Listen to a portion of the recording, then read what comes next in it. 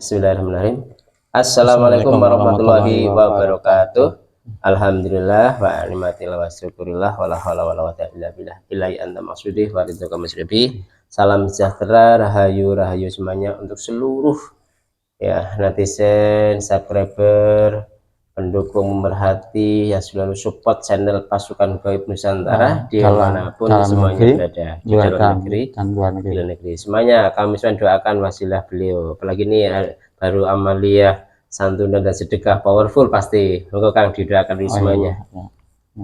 Dengan izin beliau, mudah-mudahan netizen semuanya di dalam negeri maupun luar negeri yang mendukung channel kita semuanya, mudah-mudahan diberikan kelapangan rezekinya dan dijauhkan dari musibah, mara bahaya dan musibah lainnya. Mudah-mudahan Allah memberikan jalan rezeki yang halal berkah barokah untuk masa depan anak-anak yang soleh-solehah. Mudah-mudahan semuanya yang punya hajat lahir maupun batin, mudah Allah mengabulkannya. Amin ya Allah.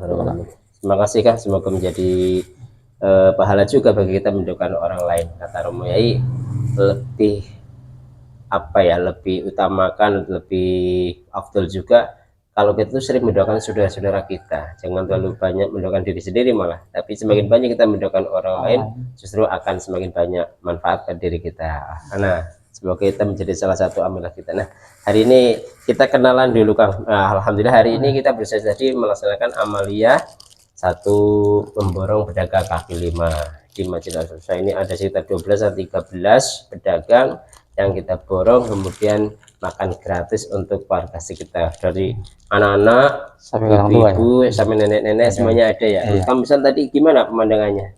Ya, luar biasa. Luar biasa ya. Saking semua lingkungan semuanya mendukung dan antusias untuk bisa berdatangan bergantian. Alhamdulillah. Bersabar untuk mengantri dan mengambil kupon-kupon dan mengambil jajan-jajan yang sudah tersedia. Alhamdulillah semua berjalan dengan lancar. Ya, tadi ada mie ayam, ada sate, ada sate usus, ada buriam, ada batagor, ada siomay, ada cilok, ada es, ada milo, Ovaltine, macam-macam. Ini luar biasa. Semoga membawa keberkahan bagi masyarakat sekitar dan terutama bagi kita majelis dan jamaah yang sudah berusaha mengupayakan berjihad berjuang untuk mengadakan kegiatan ini. Ya, alhamdulillah. Dan anak yatim semuanya ada yang belum datang, alhamdulillah sudah diantar juga. Iya, alhamdulillah. Semuanya, iya, tadi setelah kita sedekah borong pedagang lima, dilanjutkan dengan santunan yatim piatu. Alhamdulillah, luar biasa ya. Semoga kita semuanya Masjid Al-Husain ini istiqomah, termasuk orang-orang yang sudah support, sudah donasi, hasil sponsor untuk santunan dan kegiatan hari ini, mendapat jasa ahsanul jasa dari Allah Subhanahu wa taala. Amin ya rabbal alamin. Nah, seperti kali ini kita agak sedikit promo ya Kang. Kadang-kadang gini Kang, banyak saudara kita yang minta pertolongan pada ya kita lewat wasilah kita, tetapi kan tentunya tidak selamanya terus kita bantu, maksudnya ya kita doakan, misalnya kita ambil goibnya misalnya, tentu harus ada follow up-nya. Nah, bagi yang belum beramaliyah kan riskan, mudah dimasukin lagi ya. Nah, paling aman dengan ini Kang misalnya. Kalau ini apa namanya Kang misalnya? Air Zam-Zam ya. Asma ya. Asma. Ya, salah satu manfaatnya paling utama apa Kang ini? Ya, untuk menghilangkan makhluk gaib yang dari tubuh kita dan mengobatkan penyakit-penyakit dalam maupun luar semua bisa. Iya. Dan bahkan bisa untuk penyubur tanaman, ya pertanian dan hewan semuanya bisa dimanfaatkan. Iya, betul. Jadi kalau sudah katakanlah sudah dibersihkan gaibnya, tentu follow up-nya pakai ini, seperti tidak bisa terus menerus kita bisa menolong saudara-saudara kita ya kan, terus ada follow up-nya. Bahkan ini loh ada minyak putus lah, ini alhamdulillah ini bisa loh, orang yang gatal-gatal ini stroke cepat sembuh nih, karena obatnya jarang-jarang yang menemukan ini ya, putus asma. Jadi semuanya serba asma dari Romoye ya. Iya. Ya, termasuk ini ada tasbih-tasbihnya juga. Nah, hari ini kita akan mencoba menarik gaib wasilah gelang ini, adalah gelang giok hitam asma ini. Hari ini temanya sedikit tentang ini Kang. Proses terbentuknya perilaku, baik itu perilaku yang positif maupun negatif. Kalau dalam Islam ya akhlakul karimah, dan yang buruk ya untuk akhlak yang buruk gitu ya, atau sifat yang buruk yang tercela. Nah, sebenarnya prosesnya terbentuknya bagaimana, sumber-sumbernya juga. Nah, kita akan bahas nanti lebih dalam pada saat kita wawancara dengan guide yang di sini kan begitu. Kang Miswan siap? Insya Allah. Ya, mohon dibentengi dulu Kang. Ya, bismillahirrahmanirrahim. Kita akan mencoba menggunakan nama gelang ini. Bismillahirrahmanirrahim. Assalamualaikum warahmatullahi wabarakatuh. Assalamualaikum. Tasbih mutiara asma semuanya. Dengan izin beliau Sang yang nur cahaya ya Allah. Mohon dihadirkan makhluk gaib yang paham, betul-betul paham yang diizinkan oleh beliau Sang yang nur cahaya mana, yang paham, yang bisa menjelaskan proses tahap-tahap terbentuknya akhlak, baik akhlak mulia maupun akhlak yang buruk, sifat-sifat yang baik maupun sifat yang buruk, yang kemudian tercermin menjadi sebuah perilaku maupun perilaku yang baik maupun yang buruk, betul-betul yang bisa menjelaskan tahap-tahap sumber-sumber faktor-faktor yang menjelaskan terbentuknya sikap dan perilaku pada diri manusia, betul-betul yang asli yang dihadirkan. Jika ada penyusup langsung diledakkan dengan izin dulu Sang yang nur cahaya. Ketarik-ketan saya masuk ke dalam tubuh mediator, betul-betul yang asli. Allah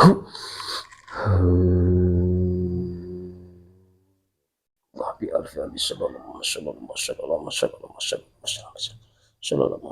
silakan masuk. Sempurna sallallahu Muhammad sallallahu, bisa bicara bahasa Indonesia sallallahu Muhammad sallallahu Muhammad sallallahu Muhammad sallallahu Muhammad sallallahu Muhammad. Sinkron dengan tubuh mediator, energinya full, padat, full beradaptasi sepenuhnya. Pita suaranya bisa tersambung dengan pita suara manusia, bisa bicara dengan bahasa Indonesia. Allah biar selamat. Undang-undang di alam kita langsung berlaku. Jika panjenengan berbohong langsung terbakar meledak.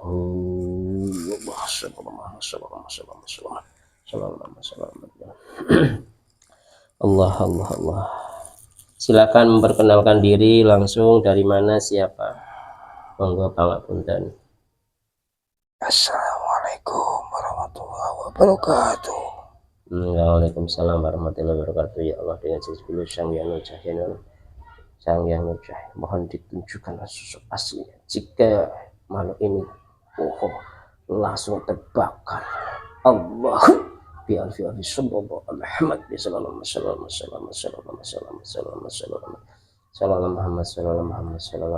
alfi sallallahu Muhammad. Wujudnya asli yang sebelum Sang yang cahaya, betul-betul buka wujud aslinya sallallahu alaihi Muhammad sallallahu alaihi Muhammad sallallahu alaihi Muhammad sallallahu alaihi Muhammad. Alhamdulillah. Pangapunten Mbah nggih. Mohon maaf jika kurang sopan. Tidak apa. Panjenengan bisa memperkenalkan diri. Ya, saya dari sebangsa jin. Ya, saya dari pertengahan bumi ini. Banyak cahaya yang berusaha untuk menggendongkan saya ke tempat sini. Ya, alhamdulillah. Ya, ketahuan tempat apa ini? Ini banyak cahaya yang banyak cahaya di sini yang menselimutinya. Alhamdulillah. Pangapunten ya Mbah ya jika kurang sopan. Jadi saya proteksi juga dulu ya Mbah ya sebelum Silakan. Cahaya juga makhluk ini bohong langsung dipotong-potong dan dengan Allah. Alhamdulillah. Mohon pangapunten. Jadi panjenengan tadi posisinya berada di mana? Di tanah suci. Di tanah suci? Iya. Allah Akbar. Berarti di Mekah maksudnya? Iya. Allah. Sedang kegiatan apa di sana Mbak? Lagi banyak kegiatan untuk berbaris untuk pembentengan. Untuk pembentengan. Lokasi karena sekarang sudah mulai banyak maksiat. Oh, astagfirullah. Di tempat sana maksudnya? Iya. Allah, nauzubillah. Di tanah suci banyak maksiat. sudah mulai tertanam bebas. Astagfirullahaladzim. Panjenengan asli dari sana apa dari Nusantara? Ya, saya dari sana. Asli. Kalau boleh berkenan, dulu Muslim yang memuslimkan siapa? Ya, dari sahabat beliau Kanjeng Rasul. Oh, dari sahabat beliau. Oh, berarti Ya, masyarakat jelata. Sebagai masyarakat jelata saya sendiri yang dulunya ikut jadi berbondong-bondong untuk pindah sana sini karena banyak pertempuran. Dulunya masih kecil kanak-kanak, pas waktu masih ada pertempuran antara gitu ya. Muslim dan Yahudi. Oh, pertemuan sendiri ya. Menurut saya suaranya lebih keras lagi ya, Mbak. Harus sekali yang keras lagi, selamat. Saya mohon izin saya kasih hidangan dari Nusantara nggih.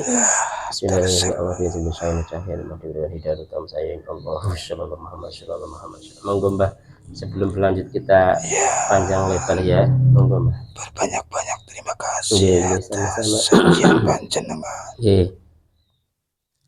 Silahkan. Bismillahirrahmanirrahim. Alhamdulillah, Allah selamat.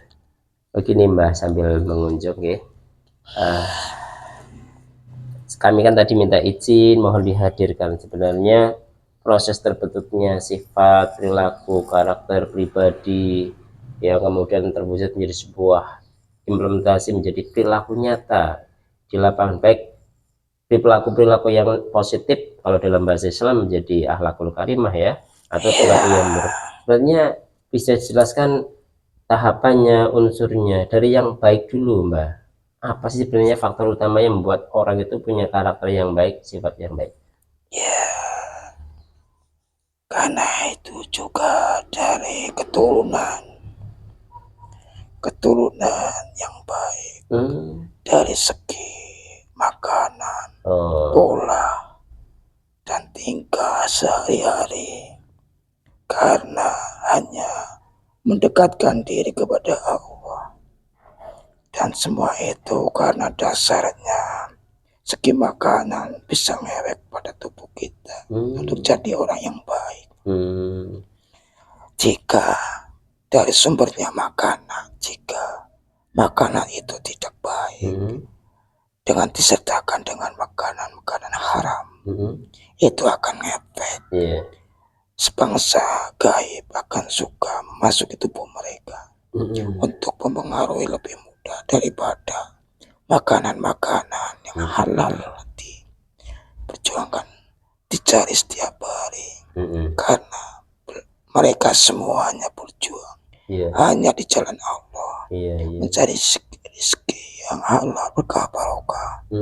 Tapi jika rezeki itu disertakan dengan nafsu hanya untuk membiasakan kehidupan mewah, tidak kesederhanakan untuk berbagi dengan sedulur-sedulur semuanya, itu akan menimbulkan tidak akan manfaatnya.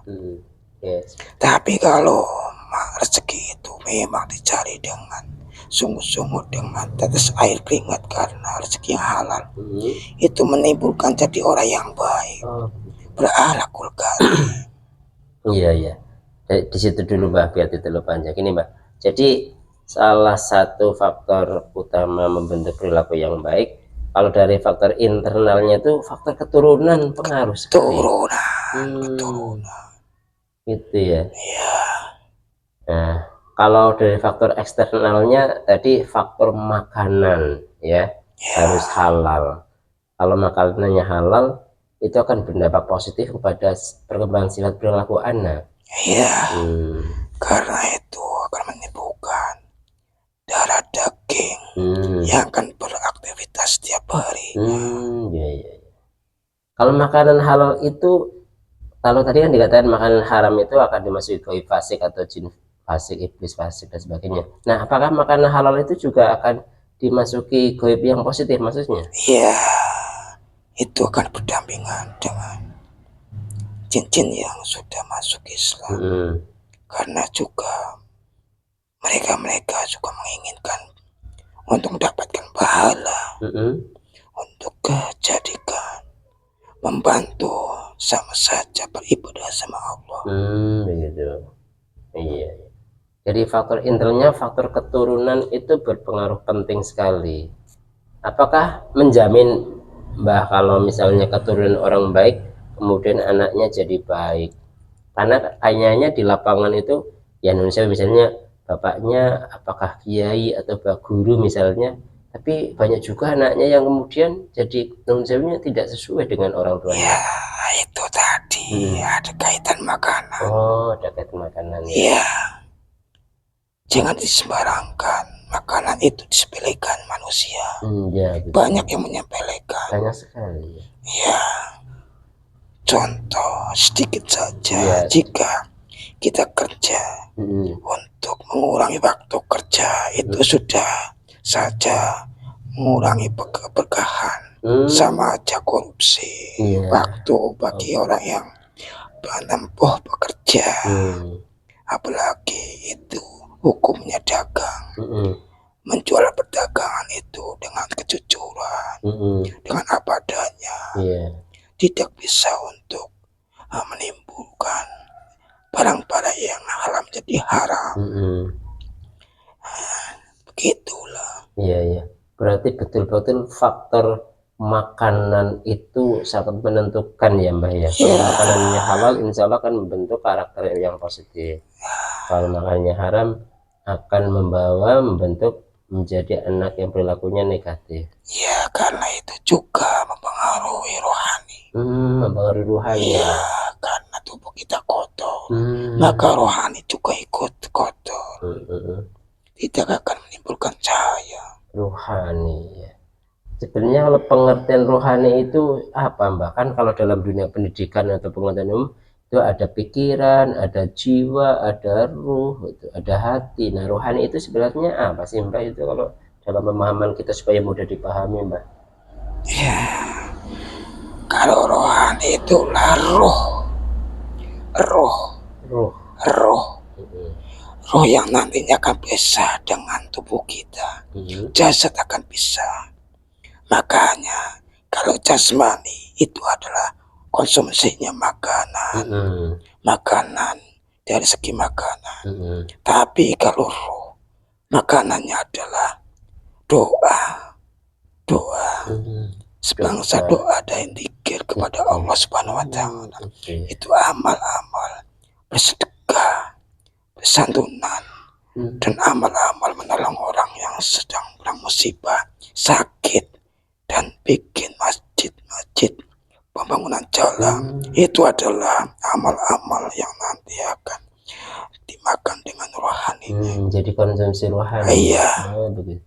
Ketika orang itu sudah beramal ibadah, apakah sholat, zikir, puasa, sedekah, santunan, itu berdampak apa kepada rohani seseorang itu Mbak? Ya, akan sehat, akan jauh dari musibah, bala bilai, bentuk dan lainnya, mengurangi sakit, akan mudah untuk menerima pemahaman yang baik. Jadi mudah untuk menerima pemahaman baik, apakah itu nasihat, ilmu agama, gitu ya. Iya.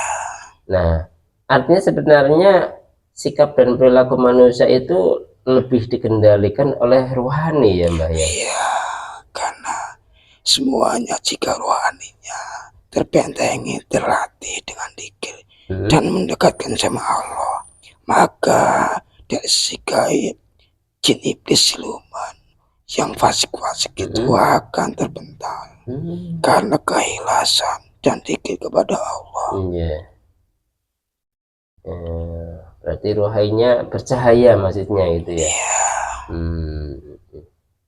Jadi kesimpulannya sikap dan perilaku itu terbentuk dari rohani yang bersih, yang bercahaya, yang tidak disusupi oleh jin fasik iblis seperti itu. Iya, karena sumbernya dari makanan juga dan keturunan. Iya. Jika makan makanan yang tidak diwajibkan dimakan, karena itu menimbulkan makanan yang haram. Itu tidak akan menimbulkan kebaikan, bahkan untuk jadi celah-celah yang untuk masuk ke dalam kegaiban. Itulah ya Mbak. Nah, termasuk apakah peran pendidikan ya, orang maka anak kan misalnya kita punya anak disekolahkan, disuruh ngaji ke TPQ, ke Madin, ke madrasah, ke pondok, apakah itu juga tanda petik juga bisa membantu proses terbentuknya sifat, karakter dan perilaku seorang? ya, itu memang dianjurkan untuk menimba ilmu, tapi dengan syarat apa yang ditujukan, apa yang jadi operasional untuk anak itu betul-betul rezeki yang halal, kembali ke halal. Ya. Jika rezeki itu berkaitan tidak halalnya, maka ilmu itu akan disusupi bangsa iblis. Ya Allah, walaupun dia seakan ngaji di misalnya di pondok kayak gitu ya, tetap akalnya, sifat-sifatnya tidak memenuhi dengan kalimat yang tidak baik. Ya Allah, Anak-anak itu akan menimbulkan terbentuknya sendiri keburukan. Jika memang rezeki itu yang tanam untuk operasional anak itu karena halal, itu akan menimbulkan anak itu banyak diam, suka beribadah, mengatur pembicaraan yang tidak sembarangan untuk dibicarakan. Itu ada karakternya sendiri. Oke. Jadi itu ya poinnya ya. Nah, sementara coba kalau dari sisi kadang-kadang orang tua, guru itu pengen sekali memiliki anak-anak atau murid yang soleh dan soleha yang baik. Tapi kenyataannya contoh di zaman sekarang itu kan luar biasa. Anak-anak sekarang di sekolah itu wah sudah tidak punya rasa hormat sama guru, tak sama sekali, cenderung berani. Nah, sebenarnya faktor-faktor apa pembentuk yang membuat anak-anak itu menjadi cenderung negatif atau jelek karakternya, sifatnya? Ya, tadi ada kesimpulan dari makanan. Sekarang dari teknologi. Oh, dari teknologi. Sekarang teknologi sudah meluas ke seluruh bumi, dimanapun ada bumi, ada manusia, itu ada teknologi. Di situ banyak-banyak yang sudah menebarkan teknologi. Anak-anak itu sekarang sudah jadi sasarannya, bahkan sampai yang tua, bahkan sampai yang mau mati, itu juga memakai teknologi. Maka itu kesimpulannya, karena banyak bisik-bisikan dari teknologi itu, dan makanan juga berpengaruh dengan makanan yang haram.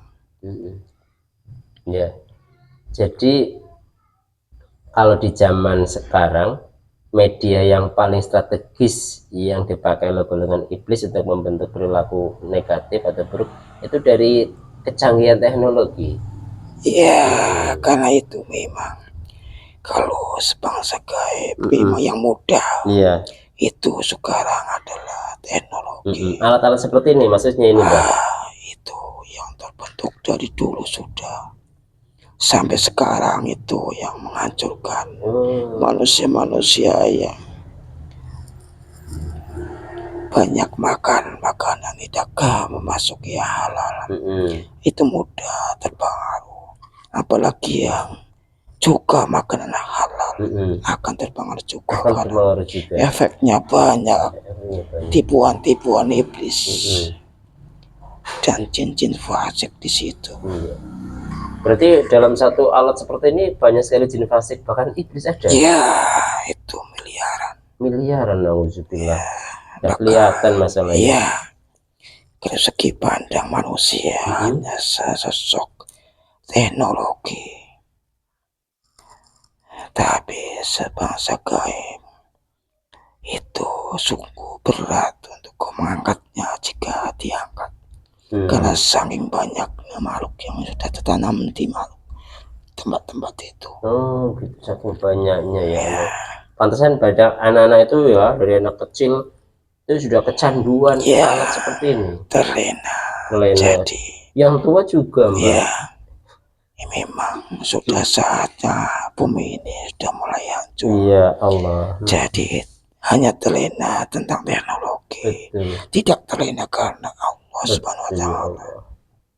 Yang sederhana saja, orang kalau mau kerja atau kemana-mana, kalau HP-nya ketinggalan itu kayak ketinggalan apa ya, Iya, pokoknya harus kembali, harus diambil. Jadi rasanya ada kehilangan sesuatu yang sangat besar. kalau kita ketinggalan hanya teknologi akan kayak orang seolah-olah dunia ini akan hilang. Iya betul. Tapi kita melalikan Allah, ya luar biasa tidak. Kalau ketinggalan sholat santai saja nih ya Mbak. Nauzubillah. Sholat ketinggalan nggak berjaya santai, tapi kalau ketinggalan HP itu sampai tulung-tulung minta diantar dan sebagainya. Ya, itu rahasia Allah dan tinggal mereka sendiri karena tertipu bisikan-bisikan yang tidak baik. Juga karena banyak makanan yang tidak enak dimakan.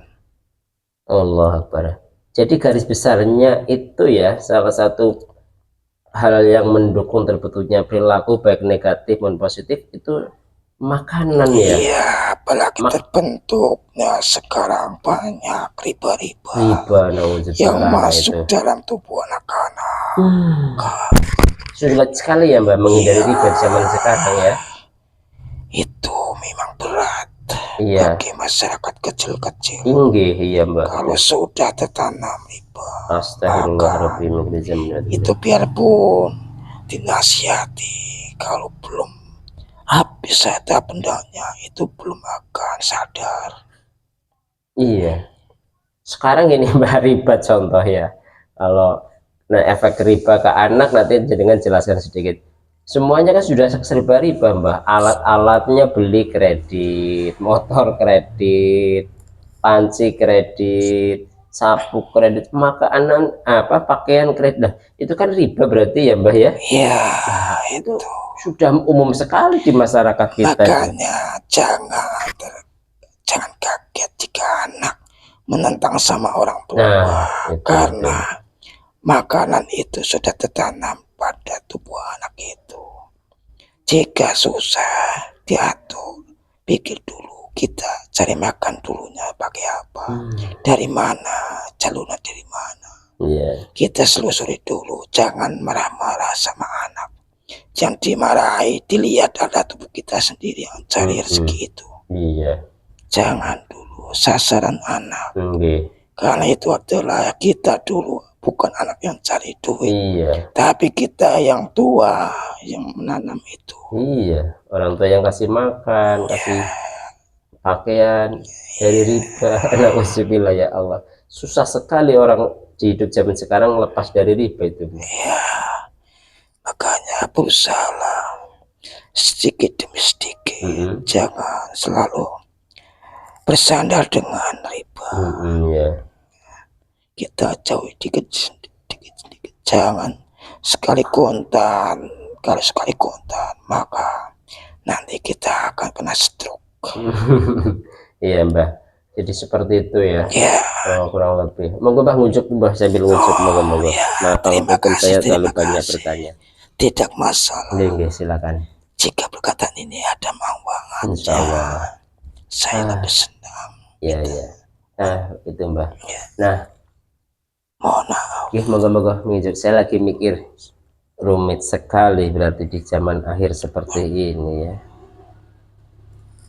Kan kebanyakan gini ya Mbah ya, banyak orang yang tidak menyadari, memang tidak mengerti ya. Jadi ya kebanyakan orang penting kerja dan seterusnya, cari duit, anaknya dititipkan ke sekolah, ke madin, ke TPQ, terus berharap menjadi anak yang soleh, tetapi belum terfikir ternyata dari faktor makanan, dari faktor uang-uang yang bersinggungan dengan riba dan sebagainya, pekerjaan, kadang-kadang belum terfikir itu Mbak. Ya itu memang kalau manusia hatinya tertutup, itu akan susah mendapat petunjuk Allah. Tapi biarpun hatinya mengeras sekali batu pun kerasnya, kalau sudah mendapat petunjuk Allah akan hancur juga itu hati itu. Akan berpola, akan berusaha untuk mencari yang benar. Nah, pertanyaannya Mbak, berarti sebenarnya sumber utama terbentuknya perilaku yang buruk itu, sumber utamanya loh ya Mbak, itu sebenarnya apa atau siapa sih Mbak? Ya, karena perilaku itu adalah ada bisikan juga. Bisikan, karena semua makhluk gaib belum tentu baik. Banyak yang fasik-fasik. Ada dari keturunan dari jin-jin fasik, iblis-iblis yang mempengaruhi manusia. Karena iblis itu adalah sudah diizinkan sama Allah membisikinya manusia.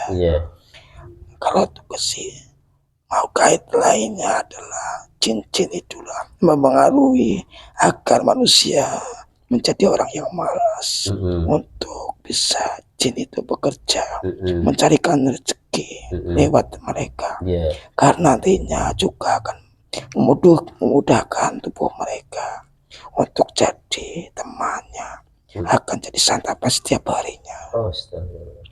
Itu juga ada dari bangsa-bangsa jin yang muslim untuk mempengaruhi mereka untuk berbuat baik. Sebanding itu ada keburukan, ada kebaikan, tapi kebanyakan yang keburukan sudah tertanam di mana-mana sekarang. Maka maupun dirubah seperti apapun, maupun ada pemimpin yang baik pun, kalau Allah belum menghancurkan bumi ini, tetap itu akan merajalela keburukan. Gitu ya Mbak. Jadi sebenarnya yang menanamkan sifat-sifat buruk dalam diri manusia itu golongan iblis jin fasik itu. Ya, karena bisikan-bisikan, asal kena bisik, kita akan kerja semaunya. Mau yang haram, tinggal cari yang haram. Kalau cari yang halal, tinggal semaunya cari yang halal. Tinggal pola kita. Bisikan mana yang lebih kuat? Ya Allah. Begitu ya.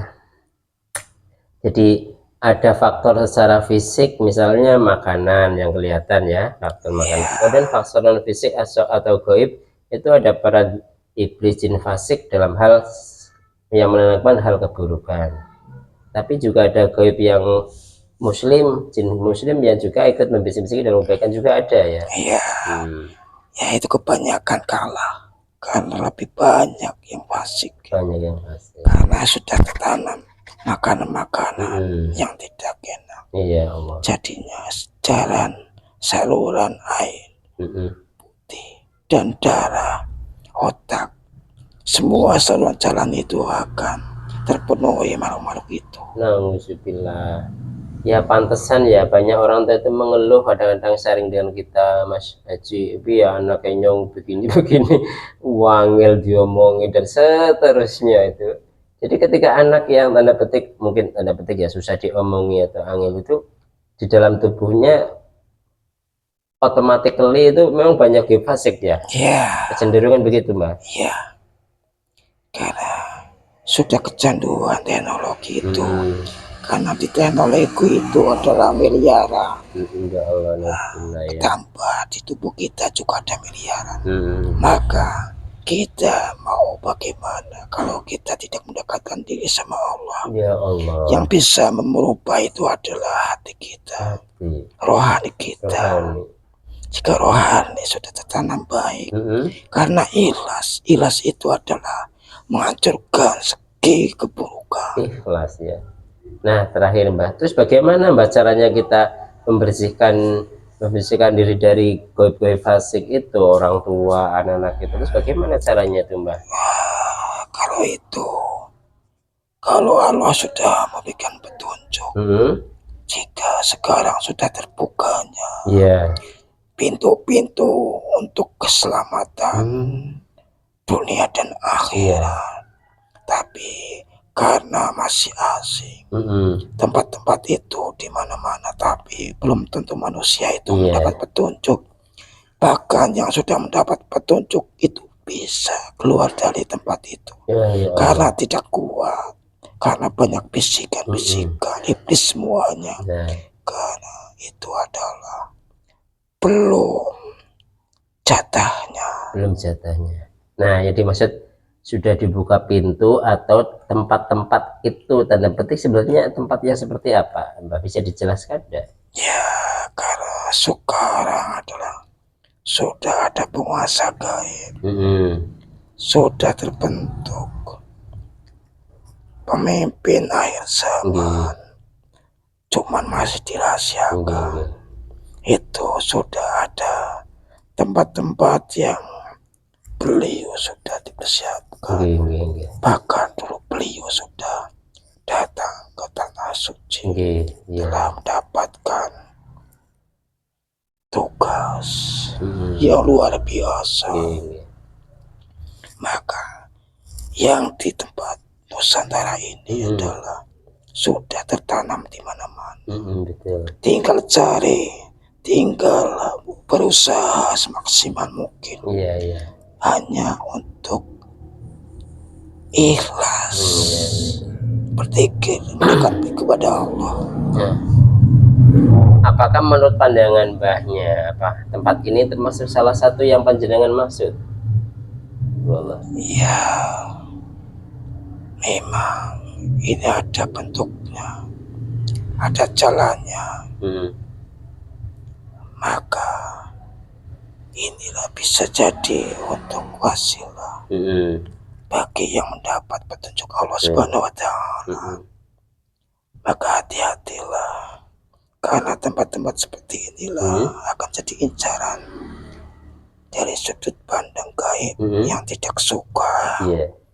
Karena getaran dikiranya memang mengganggu, mengusik mereka. Mengusik iblis dan kawan-kawan maksudnya. Oke, sebelum terakhir, tadi panjenengan ketika masuk ke sini kan sempat bertanya ini tempat apa, seperti diselimuti. Mas, ceritakan apa yang Anda Pak lihat tadi sebenarnya Pak. Ya, karena tempat ini adalah tempat ibadah, tempat berzikir, karena doanya sudah menyambung sama beliau. Itu akan memancarkan sebuah cahaya yang kelihatan dari kejauhan. Maka jika yang doanya di tempat seperti ini karena ikhlas, akan semuanya terganggu, akan porak-porandakan tempat-tempat yang tidak selayaknya ditempati makhluk gaib. Maka yang masih fasik-fasik akan porak-porandakan. Terima kasih Mbak atas informasinya. Mohon maaf ya telah mengganggu panjenengan di sana jauh-jauh dari tanah suci ke Nusantara. Tidak masalah. Kalau masih ada pesan enggak untuk poin ini, tema ini? Ya, cuma berhati-hatilah. Jangan ibadah karena nafsu. Jangan mencari karena untuk terpandang, terkenal. Kita hanya kepada Allah. Karena ikhlas, bukan karena nafsu saja. Begitu saja. Dan jika banyak-banyak perkataan dari awal sampai akhir ini hanya keliruan dan kekurangan, itu adalah kebodohan dari saya sendiri. Jika ada lebihnya, itu adalah Allah sendiri yang memberikan untuk kebaikan. Terima kasih Mbak atas kehadirannya. Kami juga mengucapkan permohonan maaf lahir batin jika kurang berkenan. Sudah tidak ada poin lagi yang disampaikan, panjenengan boleh pamit. Ya, saya mohon maaf sekali lagi. Saya mohon pamit. Assalamualaikum warahmatullahi wabarakatuh. Waalaikumsalam warahmatullahi wabarakatuh.